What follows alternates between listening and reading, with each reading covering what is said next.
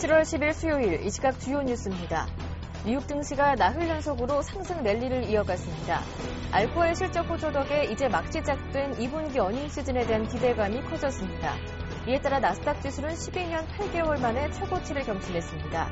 다우지수는 0.5% 올랐고 나스닥 지수와 S&P 500 지수도 각각 0.56%, 0.72% 상승했습니다. 유럽 증시가 한 달 만에 최고점에서 마감했습니다. 유로존 재무장관들이 그리스에 대한 구제금융 추가분 지급을 승인했고 미국 알코아의 실적 발표 이후 2분기 어닝 시즌에 대한 기대감이 확대된 것이 투자 심리를 개선시켰습니다.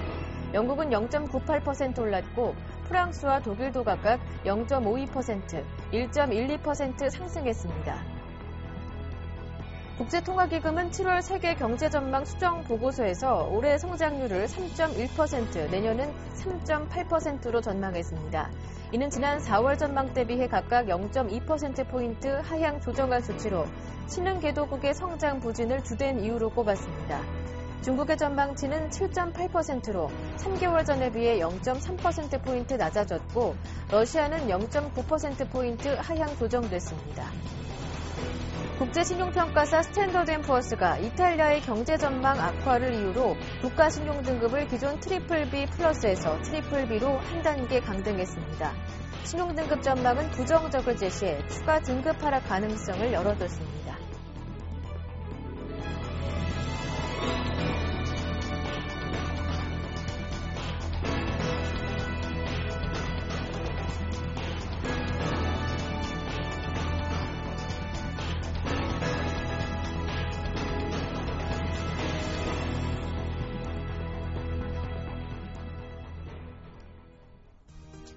안녕하세요. 굿모닝 대박예감 김보람입니다.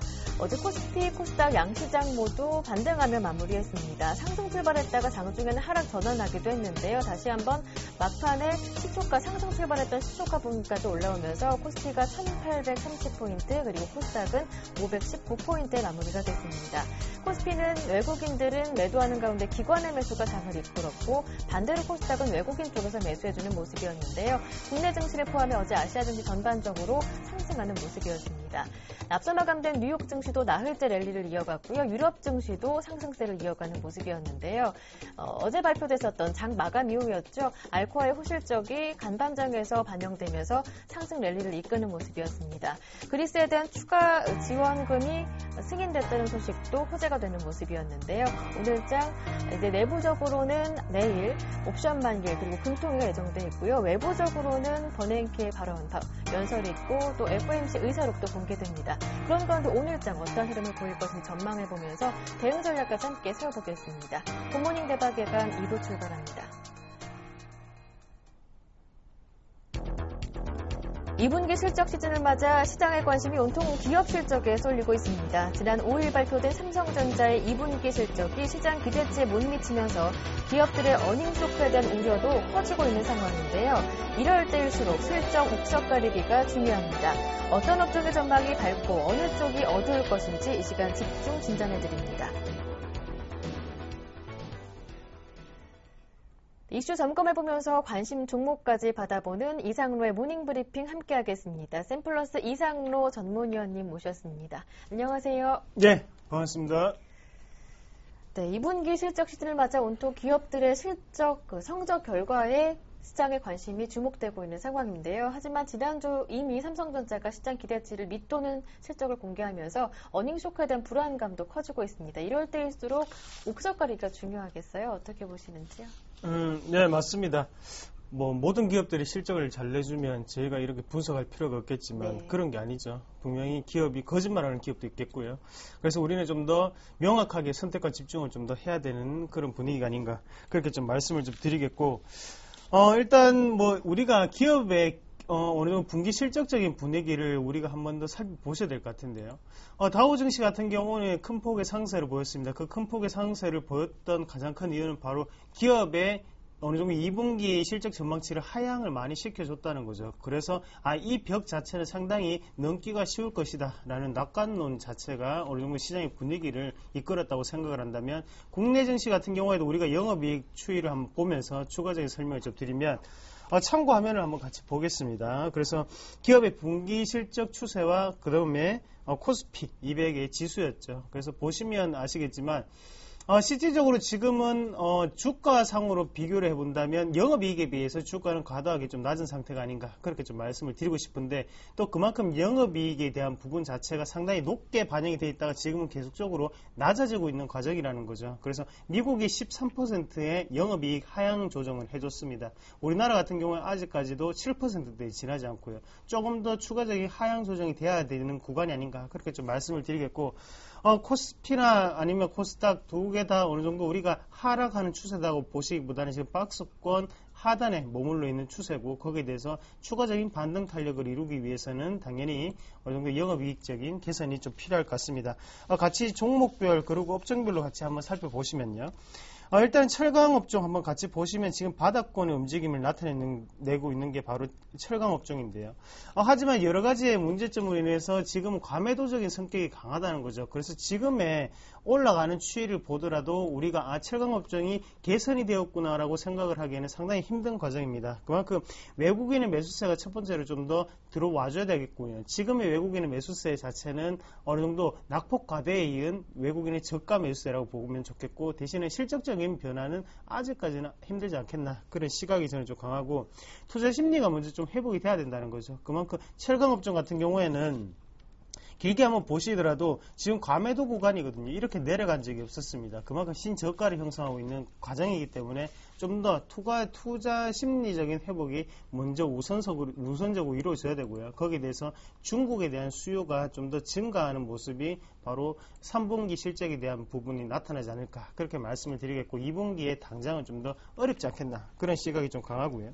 우리가 유통이나 음식료 업종을 좀 같이 보셔야 되는데, 유통업종을 먼저 좀 말씀을 드리면, 유통업종 같은 경우에 우리가 최근 들어서 긍정적인 분위기가 나타나고 있죠. 그래서 왜 긍정적인 분위기가 나타나고 있냐면, 그만큼 어느 정도 소비적인 회복 자체가 이루어지고 있고요. 거기 안에서 어느 정도의 펀더멘탈적인 부분 자체가 변하고 있다는 거죠. 유통업종 같이 보시면 유통업종이나 음식료업종의 같은 차이는, 같은 공통점 자체는 바로 원자재 가격이 많이 내려가면서 기관의 매수세를 좀 더 불러일으킨다는 겁니다. 그만큼 유통 마진에 대한 부분이 좀 더 많이 남는 게 바로 한국 사회의 현실이 되겠고, 거기에 대해서 지금 같은 경우는 20에서를 돌파를 하는 이 시점입니다. 그러면 우리가 한 번 더 또 눈여겨보셔야 되는 게, 어느 정도의 과매도 구간이라고 형성을 했다면 거기에 대해서 추가적인 상승분이 지금은 좀 더 나타나고 있다는 부분이죠. 추가적인 상승 부분이 나타난다는 것은 실적에 대한 개선 추이가 좀 더 추가적인 상승으로 이끌 확률이 좀 높다고 좀 보시는 게 좋겠고요. 그래서 지금 아직까지 역배열 상태인데 우리가 이 역배열 자체를 어느 정도를 반등하는 모습, 그만큼 실적적인 분위기가 좀 더 이어져서 여기까지 주가가 좀 더 올라가지 않겠나, 그렇게 좀 더 예상을 해보겠습니다. 그리고 마지막으로 온수장비 업종 우리가 가장 궁금해하실 것 같은데 좀 말씀을 좀 드리면요.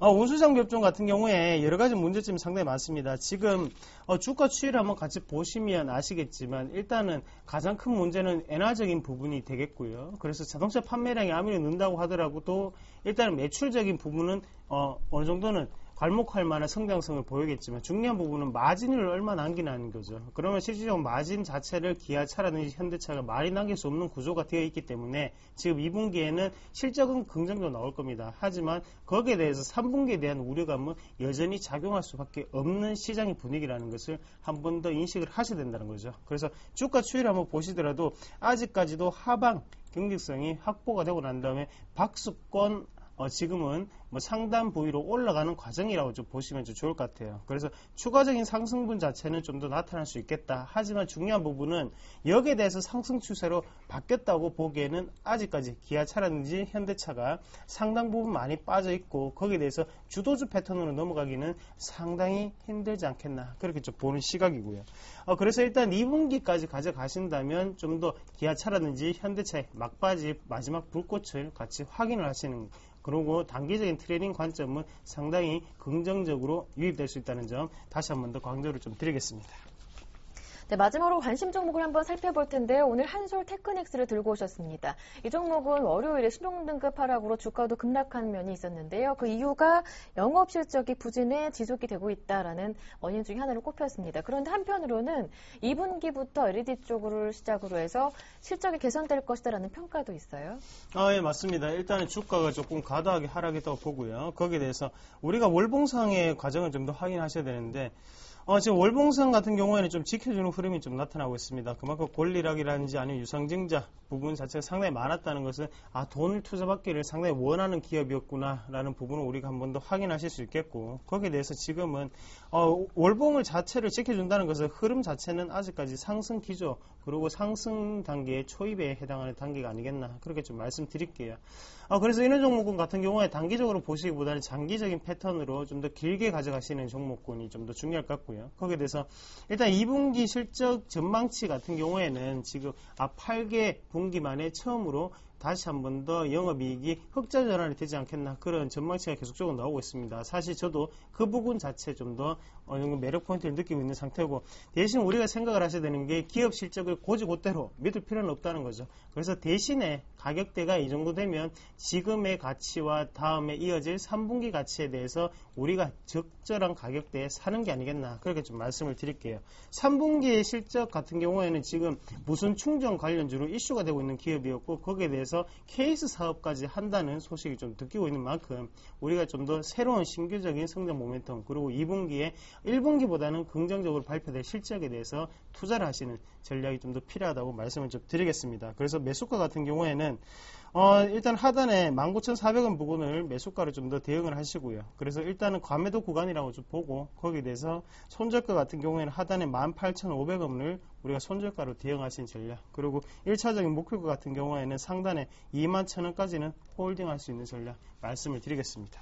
네, 일단 1차적으로는 21,000원이라는 목표가를 제시해 주셨습니다. 한솔 테크닉스였습니다.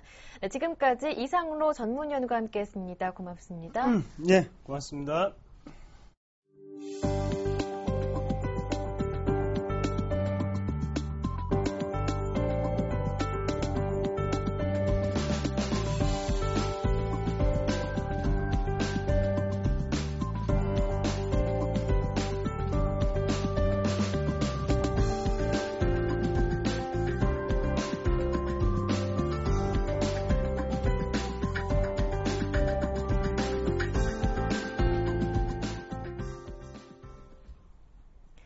최병곤의 종목박스 시간 함께하겠습니다. 샘플러스 최병곤 전문위원님 모셨습니다. 안녕하세요. 네, 안녕하세요. 네, 오늘 분석해볼 테마는 조선주 쪽이라고 들었습니다. 최근 수주량에 대한 기대가 늘어나면서 주가도 좋은 모습을 보여주고 있는데요. 네, 그렇습니다. 오늘 말씀드릴 종목은 조선업종인데요. 네. 최근에 조선업종의 주가 상승은 시장의 하락에도 불구하고 전반적으로 상당히 긍정적인 모습을 많이 보여주고 있습니다. 최근 며칠 사이에 시장이 떨어질 때도 조선업종만큼은 상승세를 좀 타는 모습을 보여줬었는데, 이것이 이제 결국은 그 상반기 그 선박 발주량이 증가를 하고 있다. 특히 한 40% 이상 좀 큰 폭의 증가를 하고 있다라는 부분들이 좀 크게 받아들여지면서 현재로서는 상승세를 타고 있는 상황이고, 거기에다가 이제 앞으로의 전망도 상당히 좀 긍정적으로 지금 평가를 받고 있습니다. 그러다 보니까 전체적으로 강세 흐름을 쭉 타고 있는 상태고요. 다른 대형주들이 대부분 약세를 타고 있는 반면에 이 조선업종 같은 경우에는 현재로서는 그 흐름이 좋은데, 다만 이제 아직까지는 그것이 완전히 본궤도에 올라섰는지 여부는 아직 미지수다라는 것이죠. 기대감이 역시 크게 작용을 하는데, 그 기대감이 만약에 실망감으로 바뀐다면 또 다시 하락할 수 있는 여건이 되기 때문에 아직은 좀 조심스러운 접근이 필요하다라고 할 수 있습니다. 하지만은 전반적으로 분위기가 많이 개선된 거 사실이고요. 또 신조선가라고 하는 지수 자체도 지금 주가 상승에 상당히 크게 영향을 미치고 있습니다. 그러다 보니까 최근에 실적 개선이 이루어지거나 상황적인 개선이 이루어지는 종목에 대해서는 긍정적인 진행이 나오고 있고요. 역시 뭐 대표적으로 가장 현재 진행이 좋은 종목군이 삼성중공업하고 그 다음에 한진중공업이라고 할 수 있겠습니다.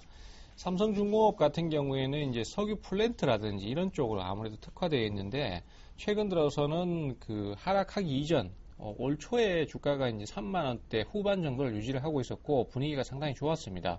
근데 결국은 이제 3월, 4월 달에 주가가 다시 급락을 하면서 상당히 어려움을 겪었었거든요. 근데 최근 들어서 이제 다시 상승세를 타면서 전 고점까지 올라왔고요. 뭐 올라오는 형태를 보면은 굉장히 가파르게 올라오는 것은 아닙니다. 하지만은 오르고 내리고를 반복하면서 조금씩 고점 경신을 하고 있는 상태로 봐서는 이 조선업종 자체가 상당히 더디긴 하지만은 서서히 회복세를 타고 있다라고 볼 수 있고, 그래서 이 흐름이 좋은 종목들에 대해서는 중장기적인 투자도 한번 노려볼 수 있지 않는가 이렇게 판단을 하고 있습니다. 네, 그래서 지난 종목 AS를 받아볼 텐데 그 종목도 한진중공업이었습니다. 종가상으로는 손절가를 계속 지지를 해주는 모습이었고요. 다시 한번 올라서 목표가 드디어 도달했습니다. 예, 일단 목표가를 좀 짧게 잡았었는데 그 목표가도 도달하는데 상당히 시간이 걸리는데요. 그만큼 이제 시장의 전체적인 흐름이 많이 약해져 있지 않나 이렇게 판단이 되는 상황입니다. 사실 한진중공업 같은 경우에도 그 조선업의 회복도 회복이지만은 최근에 유상증자라든지 아니면 또 그 기존에 가지고 있는 자산이라든지 이런 것들이 좀 평가가 높게 형성되기 때문에 기관들의 매수가 꾸준히 들어온 게 아닌가 이렇게 판단을 할 수 있고요. 이제부터가 좀 어려운 구간이라고 할 수 있겠습니다. 왜냐하면은 그동안은 꾸준히 상승세를 탈 수 있었던 것이 특별한 어떤 저항 라인이 없었는데 이 지금 가격대부터는 이제 과거에 2012년도 후반기에 그 횡보를 하면서 유지를 시키다가 결국 떨어져 버린 그 전의 가격이거든요. 그래서 그때 11,000원에서 12,000원대를 옆으로 기다가 거기서 결국 저항받고 밀려나는 상태이기 때문에 요번에 그 가격대에 도달하면은 그 가격대에서 결국 또 저항이 한번 있는 상태입니다. 그래서 요번에 이 가격대 돌파를 봐가면서 추가적으로 좀 더 홀딩할 것인지 아니면은 여기서 그냥 매도를 해버릴 것인지를 결정하는 게 좋겠습니다. 현재로서는 강력한 거래 증가와 함께 상승이 한번 필요한 상태고요. 그것이 한번 나온다라면은 이 종목의 추가적인 상승 흐름을 좀 더 기대를 해볼 수 있지 않나 이렇게 지금 예상을 하고 있는 상태입니다. 조선주 전반적으로 분위기가 개선되는 건 맞겠지만 추가적인 상승, 추세적인 상승을 확인하기에도 안심하기에도 이른 상황이 아닐까 조금 조심스러운 판단을 내려주셨습니다. 네, 끝으로 오늘 장 관심 종목 이야기 들어볼게요. 오늘은 어떤 종목인가요? 네, 아무래도 이제 최근에 상승이 나오는 종목들을 보면은 주로 이제 테마성 종목들이 아무래도 또 순환매를 하고 있거든요. 어제 같은 경우에도 장 마감에 그 남북 경협 관련주, 현대상선이라든지, 그 다음에 이화전기라든지, 에머슨 퍼시픽 같은 종목들이 추가 상승을 하면서 또 상승으로 마감을 했었고, 또 그 밖에 테마성 종목들 중에서 이제 원전 관련주, 그러니까 전력 부족하고 관련된 종목군들이 또 상승세를 더 타면서 삼화전기라든지 이런 종목이 신고가를 경신하는 모습이었습니다. 이처럼 주로 테마성 종목들이 이제 순환매를 돌고 있는 상황이기 때문에 거기에 맞춰서 단기적인 수익을 한번 노려보시는 게 좋을 것 같습니다. 그래서 오늘 말씀드릴 종목은 그 최근에 진드기 때문에 사망자 발생하는 진드기 관련주라고 할 수 있겠는데요. 이글벳입니다. 이 이글벳 같은 경우에는 그 뭐 주가가 이제 5월 달까지 상승을 좀 강하게 했다가 6월 달 시장 하락과 맞물리면서 상당히 큰 폭의 하락을 했습니다. 하지만은 또 계절적인 요인 때문에 다시 한번 또 그 진드기에 대한 사망자 증가 소식 이런 것들이 생기면서 주가의 상승이 다시 나오기 시작했는데요. 물론 전 고점을 넘어서는 형태의 상승을 가기는 좀 어렵습니다만은 최근의 진행을 보면은 꾸준히 매수가 자꾸 들어오는 모습을 보여주기 때문에 중간에 조정을 한번 줄 때나 강하게 한번 밀릴 때 저점 매수를 노려보시면은 주로 반등 포인트가 쉽게 잡히는 모습을 볼 수 있습니다. 이 앞전에도 사실 주가가 연속으로 좀 하락을 할 때 여기 부분에서 조정 이후에 강한 상승이 나왔고요. 어제 같은 경우에도 조정이 좀 강하게 나타났기 때문에 만약에 오늘 추가 하락이 나온다든가 뭐 이런 경우에 저가 매수를 노리면서 단타를 한번 노려보실 수 있습니다. 하지만 이제 역시 이런 종목들은 리스크가 큰 만큼 위험 관리라든지 아니면 비중 조절에 대해서 굉장히 철저하게 대응을 해 주셔야 될 것으로 판단이 되고 있습니다. 매수가는 3,700원에서 3,800원 정도 보시면 되겠고요. 목표가는 4,200원 전 고점 정도 보시면 무난하실 것 같습니다. 그리고 손절가는 3,600원으로 좀 더 타이트하게 그렇게 잡도록 하겠습니다. 네, 말씀 잘 들었습니다. 지금까지 샘플러스 최병곤 전문위원과 함께했습니다. 고맙습니다. 네, 감사합니다.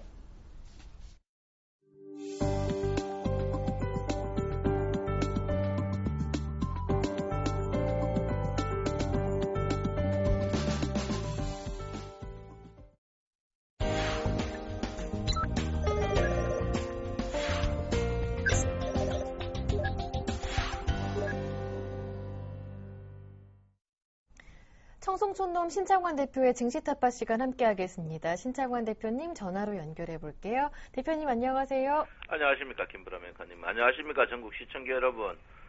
못난 주식 갖고 있는 우리나라에 태어나서 고생이 많습니다. 청송촌놈 신창환입니다. 네, 어제 코스피가 반등을 해줬습니다. 이제 말씀하셨던 대로 21선에 안착하고 추가적인 상승을 해줬으면 좋겠는데 일단 오늘장 흐름 어떻게 보시는지요?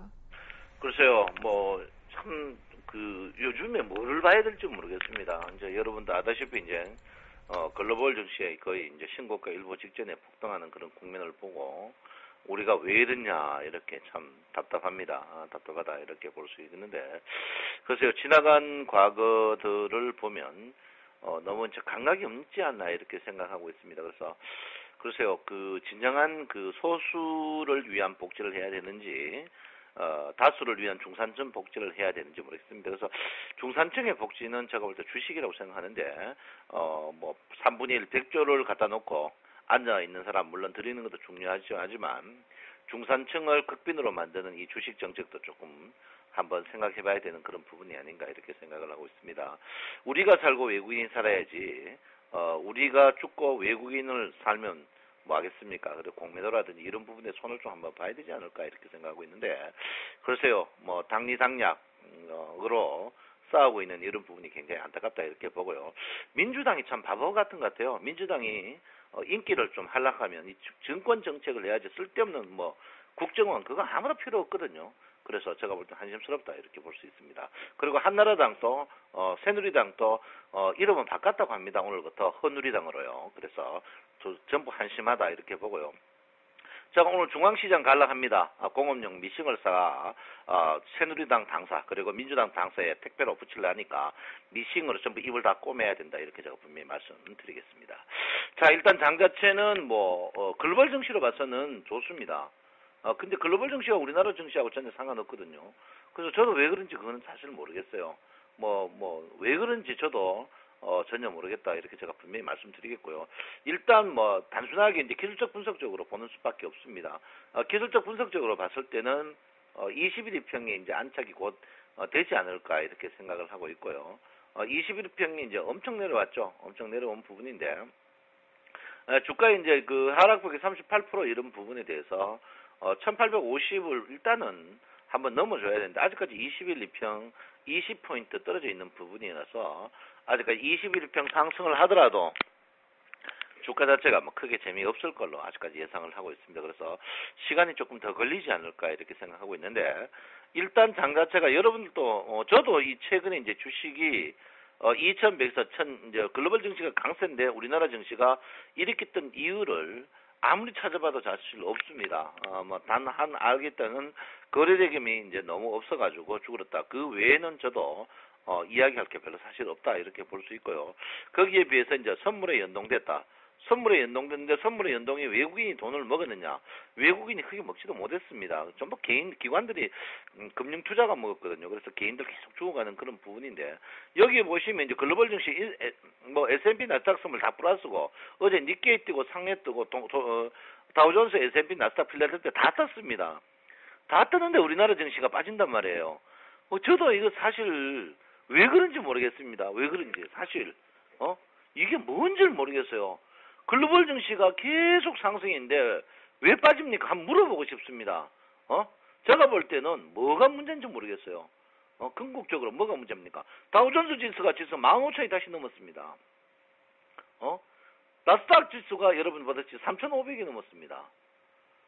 다 넘었는데 우리나라 지수는 소위 말해서 죽을 쓰고 있습니다. 꼭지에서 200포인트가 빠졌어요, 거의. 여기에 아무도 대안을 내놓지 않습니다. 글로벌 증시 빠지면서 우리나라 증시가 빠진다. 이해합니다. 글로벌 증시 안 빠지는데 우리나라 증시 빠진단 말이에요. 왜 이게 국정원 때문에 그렇습니까? 제가 왜 때문에 그렇습니까? 저는 NLL 때문에 그렇습니까? 뭐 때문에 그런지 저는 모르겠습니다. 그래서 제가 볼 때는 딱 확실한 건 있습니다. 왜? 국회의원들이 굶어야 된다. 그리고 국회의원들 의무적으로 월급에서 30%는 주식을 해야 된다. 그래야 주식에 관심을 갖지. 아무도 주식을 관심을 안 가져요.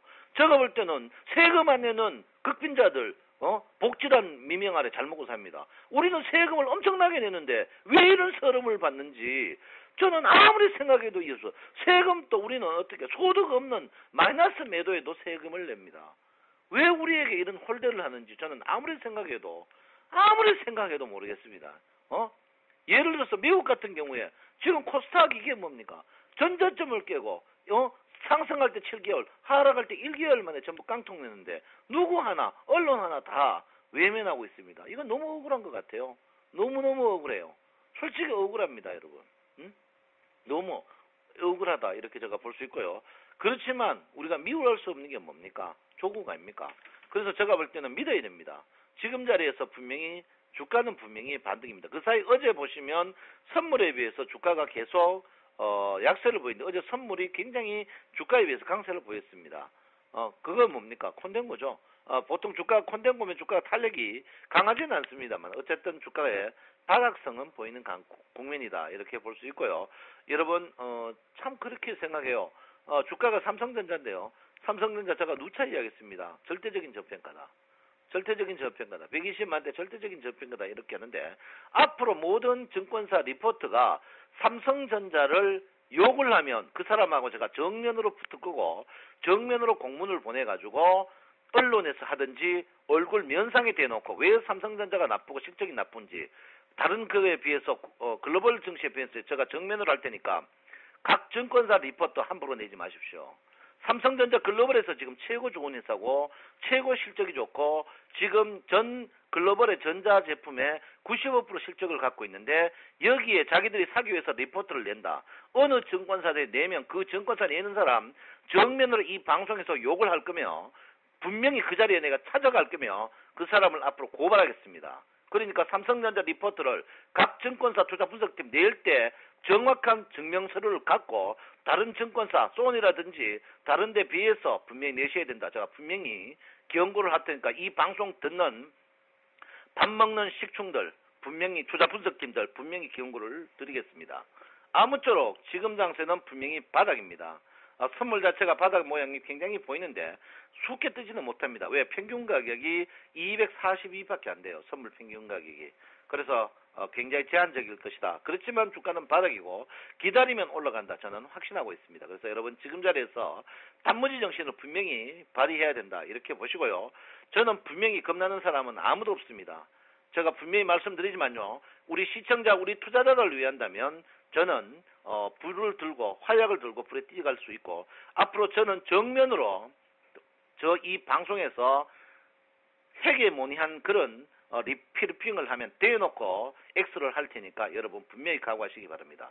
시청자 여러분 주식은 지금 분명히 바닥이니까 화이팅 하시고 절대 팔지 마십시오. 팔면은 절대 지금 자리에서는 여러분 영원히 돌이킬 수 없습니다. 여러분 화이팅 하시고 힘내십시오. 청송촌놈 신창원입니다. 일단 코스피 21선을 안착을 하더라도 추가 상승에 대한 기대 가능성은 낮다 말씀하셨습니다. 당분간 지지부진한 흐름이 이어질 텐데 바닥이기 때문에 일단 팔지 말고 기다려보자라는 말씀 기억에 남습니다. 지금까지 신창원 대표님과 함께했습니다.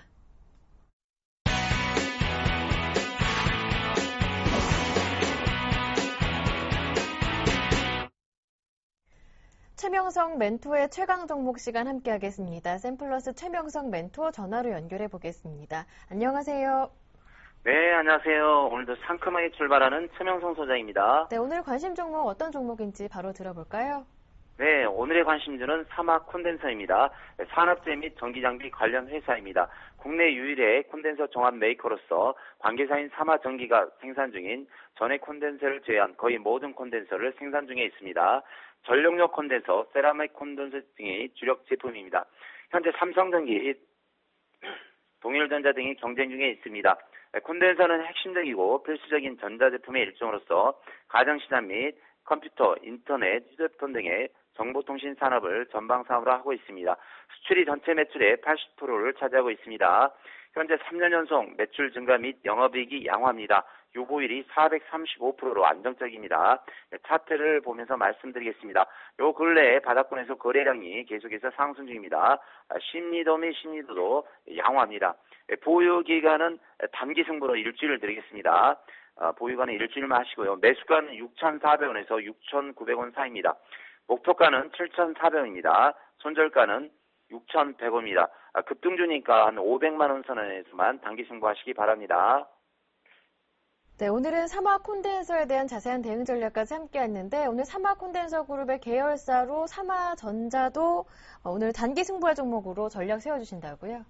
네, 오늘은 이제 단기 승부할 종목, 단타 종목 한 종목 소개하겠습니다. 삼화전자입니다. 1976년 설립된 제조업체로서 LCD, LED 통신 기기뿐 아니라 반도체 장비, 태양광 등 모든 산업용 기기의 주요 부품이 되고 있습니다. 현재 3년 연속 매출은 양화나 재무제표는 보통입니다. 현재 삼화전기, 삼화전자, 삼화콘덴서 3인방이 계속 상승하고 있는데요. 기술적으로 단타할 수 있는 자리입니다. 매수가는 2,300원에서 2,400원 사이입니다. 목표가는 2,600원, 약 10% 정도 수익이 나오면 매도로 들어가셔야 됩니다. 손절가는 2,200원입니다. 이 종목도 마찬가지로 급등주 형태니 500만 원 선에만 매수하시고요. 매수가, 목표가, 손절가 잘 지켜주시기 바랍니다. 그래서 이번 주 토요일 영등포 구청역에 있는 주원투자S에 대해서 저를 비롯한 전문가 두 분이 주식교육 특강을 합니다. 아무리 어려운 시장에서도 수익을 내면서 매매할 수 있는 기법과 기타 여러 가지 기법에 대해서 강의하겠습니다. 예약잔에서 선착순 20명 한정하오니 많은 신청이 있으시길 바랍니다. 오늘은 여기까지 말씀드리겠습니다. 네, 말씀 잘 들었습니다. 지금까지 샘플러스 최명석 멘토와 함께했습니다. 고맙습니다. 네, 감사합니다.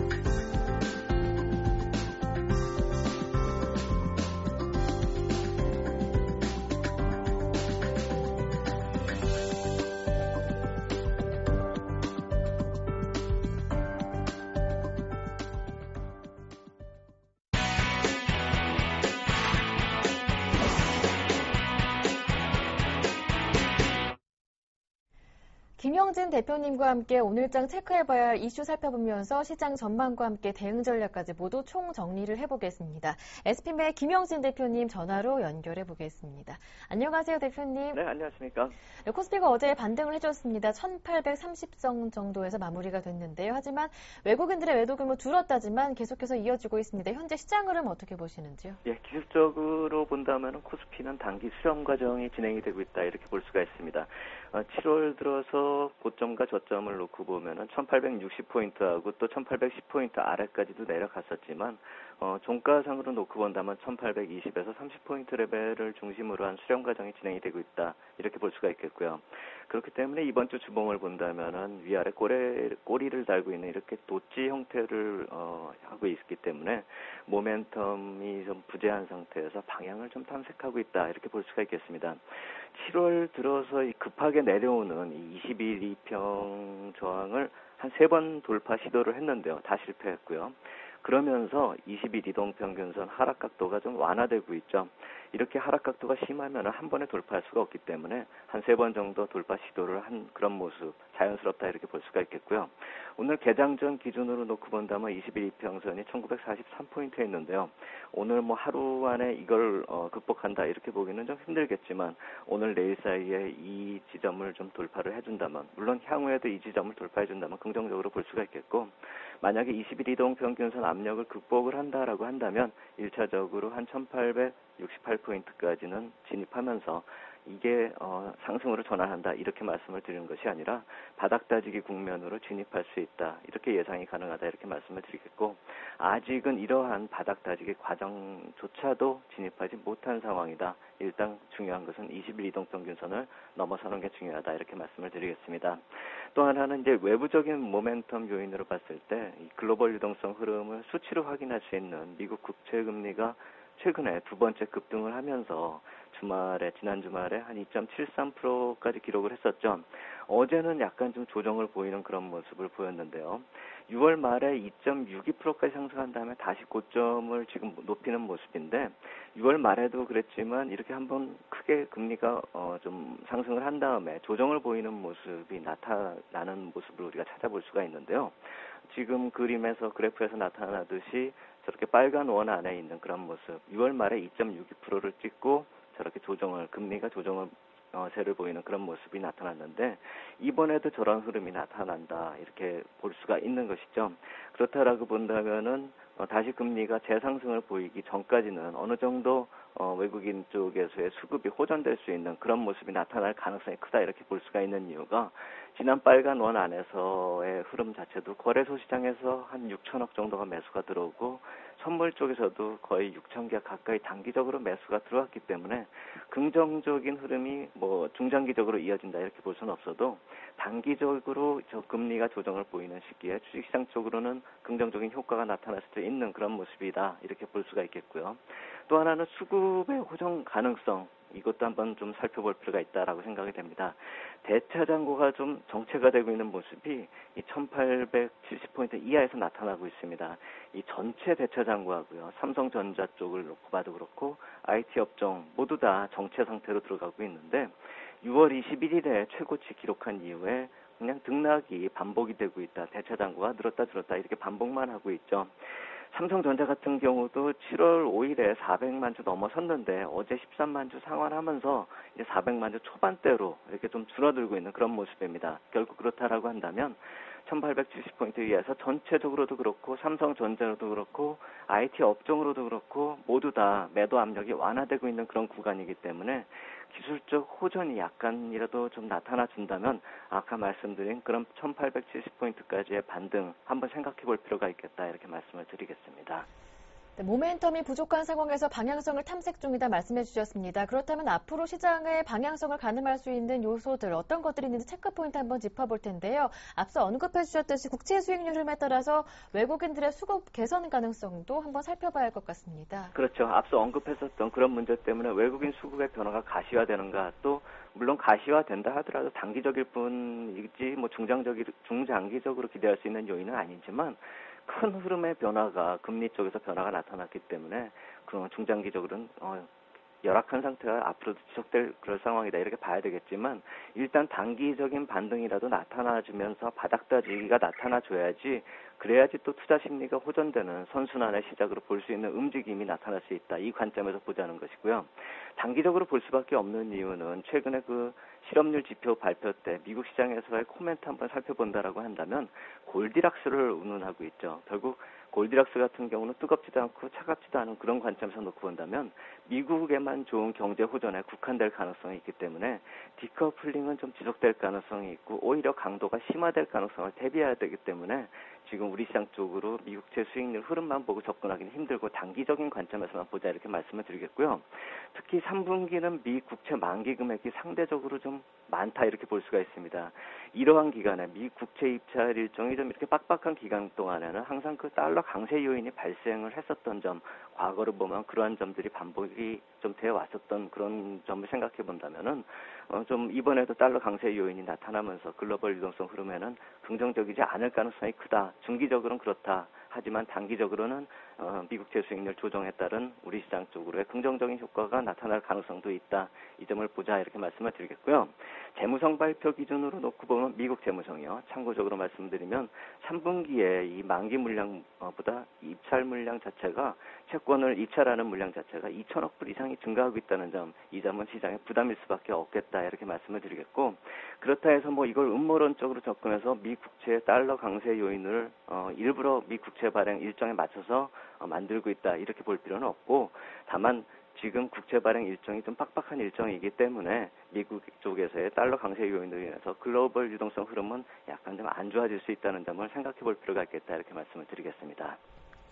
네, 국내 증시가 말씀해 주셨듯이 미국 증시는 디커플링 되는 모습을 보여주고 있지만 중국 증시는 또 동조화되는 모습을 보여주고 있거든요. 중국 쪽에서 국내 증시 흐름 힌트를 좀 얻어낼 수 있을까요? 예, 그렇습니다. 부진한 경제 흐름 자체가 우리나 뭐 중국이나 거의 비슷한 흐름이고요. 사실 교역 상대국으로서 당연한 흐름이다 이렇게 생각이 되는데요. 한국 시장하고도 또 상해 증시가 거의 비슷한 흐름을 보이고 있죠. 한번 상해 증시 쪽의 그래프를 한번 살펴본다면 좀 불안한 모습이 그대로 이어지고 있는 그런 모습이기 때문에 우리 시장하고 거의 유사한 흐름이다 이렇게 볼 수가 있습니다. 5월에 고점을 형성한 이후에 지금 그래프가 나오고 있는데요. 저 파란 선이 계속 추세 저항이 되고 있었다가 지금 빨간 수렴, 쐐기형 수렴형으로 돌파를 시도를 했었죠. 그리고 상승 쐐기형에서 하락 전환한 게 6월 초입니다. 그로부터 급락이 나타난 것이고요. 지금은 전 저점하고 있는 그 파란 추세선에 걸려 있는 상태인데 26일 날 하향 돌파를 한 이후에 지금 올라온 모습이죠. 그런데 저 지금 아래쪽으로 저렇게 수렴이 되고 있는 파란색 선처럼 수렴이 되고 있는 저런 모습이 보통 패턴상으로 디센딩 트라이앵글이라고 우리가 표현하는 그런 수렴 과정인데 만약에 저 수렴 이후에 하방 이탈을 해버린다면 아주 위험한 모습으로 진행이 될 수 있다라는 점에서 저 추세선, 하향하고 있는 추세선을 빨리 좀 돌파해주는 흐름이 나타나야지 우리 시장 쪽으로도 좀 긍정적인 모습이 영향을 줄 수 있다 이렇게 볼 수가 있겠고요. 한국 경제하고 바로 이 상해 증시하고 밀접한 영향이기 때문에 10시 반부터 항상 변동성 요인을 주고 있죠. 특히나 어제부터 중국 지표 나오기 시작했습니다. 오늘도 나올 것입니다. 또 이 투자나 산업 생산이나 2분기 GDP 확정치 이거 같은 경우는 다음 주 초까지 계속 이어지는 그런 상황이기 때문에 다음 주 초까지 이 수렴이 어느 정도 진행이 되는 모습이 진행이 되면서 방향을 정할 때 이런 중요한 지표들이 공교롭게 겹쳐 있기 때문에 이번 주 후반부터 다음 주 초반까지는 중국 시장 쪽에서의 경제 지표 발표하고 상해 증시 흐름에 좀 더 좀 신경을 쓸 필요가 있겠다 이렇게 말씀을 드리겠습니다. 중국 증시 흐름, 중국의 경제 지표도 모두 확인해봐야 한다 말씀해 주셨는데요. 내일 이제 옵션 만기일이잖아요. 옵션 만기일 영향 어떻게 보시는지 이후 흐름도 한번 함께 전망해보고 싶습니다. 네, 맞습니다. 내일 이제 옵션 만기일이기 때문에 아마도 오늘 후반부터는 변동성 요인으로 작동이 될 것이다 이렇게 생각이 됩니다. 심리적 불확실성 요인으로는 확실하다 이렇게 말씀을 드리겠는데 지수가 그동안에 또 수렴 과정을 거쳤고 아까 말씀드렸듯이 변동성 확대 직전의 국면으로 진입해 있기 때문에 기술적 흐름으로 보아도 변동성 확대가 될 수 있는 그런 구간이기 때문에 재료가 겹쳐 있다 이렇게 볼 수가 있겠습니다. 특히나 그동안에 좀 안 좋았었던 모습들이 많이 진행이 되어 오는 사이에서 결국 선물 쪽 지수가 베이시스가 많이 약화되어 있는 그런 모습 속에서 수급 쪽에서는 어느 정도 불안 요인을 덜어냈다는 점에서 약간의 좀 긍정적인 면도 반대적인 관점에서 좀 볼 수가 있는데 이 점을 살펴본다라고 한다면은 옵션 연계 프로그램 매물의 부정적 요인이 별로 크지가 않다는 점을 살펴볼 수가 있겠고요. 특히나 아까 말씀드렸듯이 베이시스가 계속 안 좋은 상황이었기 때문에 지난 동시 만기 이후에 프로그램 매수 잔고가 7천억이나 감소한 상태입니다. 그렇다라고 본다면은 이번에 나올 물량 그렇게 크지 않을 것이다 이렇게 봐야 될 테고요. 특히나 선물 쪽 누적 매도가 8천 계약 정도 지난 동시 만기 이후에 있는데 야간 선물 시장에서 반대로 한 5,900 정도, 5,900 계약 정도가 매수가 들어왔고 어제 한 100 계약 정도가 추가가 됐기 때문에 한 6천 계약 정도 매수 누적이 있다라고 본다면 선물 쪽 포지션 거의 스퀘어 포지션이다 이렇게 볼 수가 있겠고요. 또 옵션 쪽을 놓고 본다라도 콜 옵션을 매수하고 풋 옵션을 매도한 금액이 상당히 크다라는 점에서 놓고 본다면 외국인 중심의 인위적인 하락 요인 가능성은 수급적인 요인에서는 좀 찾아보기 힘들다 이렇게 볼 수가 있겠고요. 오히려 이 선물 옵션 만기를 지나면서요. 옵션 만기죠. 옵션 만기를 지나면서 그동안 좀 압박되어 왔었던 이 베이시스가 호전이 된다면은요. 지금 디스카운티드 마켓 상태에서 있는데 만약 이게 노멀 마켓으로 결국 컨텐거로 전환이 된다라고 한다면은 반등 탄력도 강화될 수 있다는 점을 한번 생각을 해봐야 됩니다. 왜냐하면 아까 말씀드렸듯이 7천억이 단기적으로 감소가 된 상황이기 때문에 이 7천억 물량은 언제든지 유출입이 가능하다 이렇게 놓고 봤을 때 한 1조 원 정도의 유출입 가능성 이번 옵션 만기를 지나면서 한번 생길 수가 있겠다 이렇게 말씀을 드리겠고요. 그렇다라고 본다면 결론적으로 심리적으로 또 기술적으로 변동이 클 수 있는 구간이긴 한데 호전될 수 있는 요인들도 잠재되어 있다는 점. 단기 전략에서는 오히려 이 호전될 수 있는 점의 변화가 가시화되는지 좀 세심한 관찰이 필요한 시점이겠다 이렇게 말씀을 드리겠습니다. 네, 말씀 잘 들었습니다. 도움 말씀 고맙습니다. 감사합니다. 네, 지금까지 SPM의 김영진 대표님과 함께했습니다.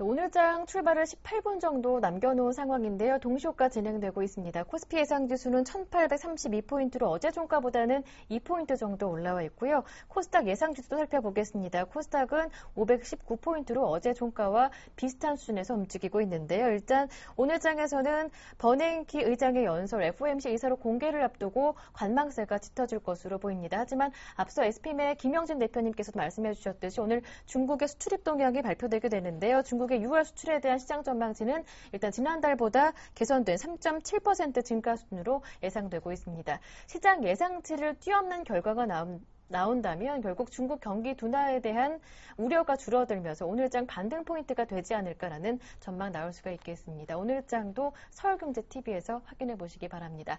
저는 여기에서 인사드리고요. 내일 아침 7시에 다시 오겠습니다. 함께해 주신 여러분 고맙습니다.